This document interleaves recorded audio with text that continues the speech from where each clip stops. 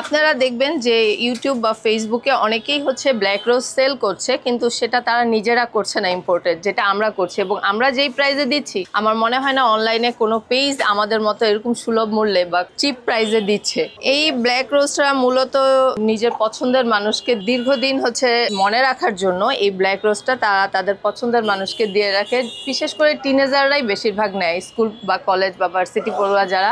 আমরা এটা চায়না থেকে আনছি এবং বাংলাদেশ সহ, ঢাকা সহ বাংলাদেশের 64টি জেলায় আমি হচ্ছে কুরিয়ার সার্ভিসের মাধ্যমে এটা হচ্ছে পৌঁছে দিচ্ছি প্রিয়জনদের হাতে। ইভেন কিছু কিছু জায়গায় আমি হোম ডেলিভারিও দিচ্ছি। আমাদের এই ফ্লোরিশ থেকে কিন্তু রাত 12টা 1 এবং 11টা 59-এও সারপ্রাইজ ডেলিভারি হিসাবে আমরা এই ব্ল্যাক রোজটা দিচ্ছি। অনেকে এখান থেকে তাদের প্রিয়জনকে হয় না রাত্রে 12টা 1 জন্মদিন, বিবাহ বার্ষিকীতে উপহার দেয়, সেটা আমরা দিয়ে থাকি। এবং 11টা 59 যেটা, সেটাতেও আমরা ডেলিভারি করে থাকি। আমরা যখন আর কি ফিজিক্যাল স্টোরটা দিই, সবাই আমাদের কাছ থেকে আর কি অন্যান্য গোলাপ নেওয়ার পরেও বলতেছে যে ভাই আপনার কাছে কি ব্ল্যাক রোজ বা ব্লু রোজ এগুলো কি আছে কিনা। তো তখন আমরা চিন্তা করলাম যে এই রোজটা তো সচরাচর কোথাও পাওয়া যায় না। তখন আমাদের মাথায় একটা প্ল্যান আসলো যে আমরা দেখি এটা কোথা থেকে সোর্স করা যায়। পরে আমরা অনেক সোর্স করে আমরা চায়নাতে একটা জায়গায় বিক্রি করতেছি ওরা। পরে ওদের এখান থেকে আমরা ব্ল্যাক আনলাম, তারপরে আমাদের এখানে আরো ব্লু আছে, রেইনবো কালারও আছে, আর অন্যান্য কিছু কালারের রোজ আমরা একসাথে সংরক্ষণ করি। রেইনবো বলতে একটা গোলাপের ভিতরে অনেকগুলো কালার আর কি। যেরকম আমরা নর্মালি একটা গোলাপে দেখি কালো, লাল বা সাদা বা গোলাপি, বাট রেইনবোটাতে একটু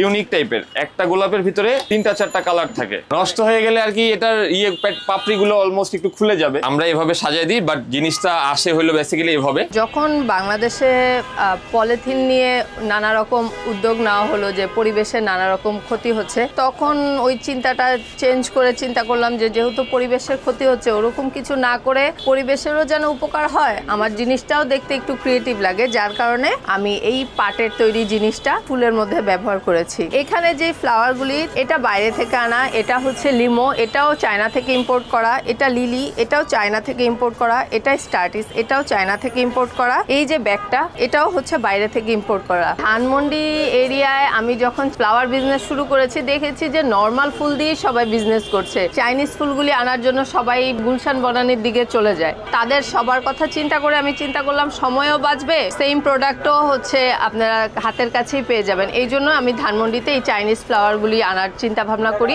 বাংলাদেশে আমি আছি, বাংলাদেশি ফ্লাওয়ার তো থাকবেই, সাথে ভ্যারাইটির প্রতি তো মানুষের একটু চাহিদা থাকে, যার কারণে ওনাদের একটু ডিফারেন্ট ফুল নিয়ে আসার চেষ্টা করেছি। এই ফুলগুলি আমি ইম্পোর্ট করেছি চায়না থেকে, এটাও চায়না থেকে ইম্পোর্ট করা। এগুলি হচ্ছে চাইনিজ জিপসি, এগুলির বিভিন্ন কালার হয়, 8 থেকে 10টি কালার হয়। এগুলিও চাইনিজ ইম্পোর্টেড ফ্লাওয়ার, এগুলিরও কালার আছে 15 থেকে 16টা। উইমেন এন্টারপ্রেনার হিসাবে আমি ধানমন্ডিবাসীকে অনেক অনেক থ্যাঙ্কস দিব। ওনাদের ইন্সপাইরেশন আমার অনেক কাজে দিয়েছে, যার কারণে আমি বিজনেসটাকে এত বড় করতে পেরেছি। আমি শামিমা আক্তার রিঙ্কু বলছি, ওনার অফ ফ্লোরিশ।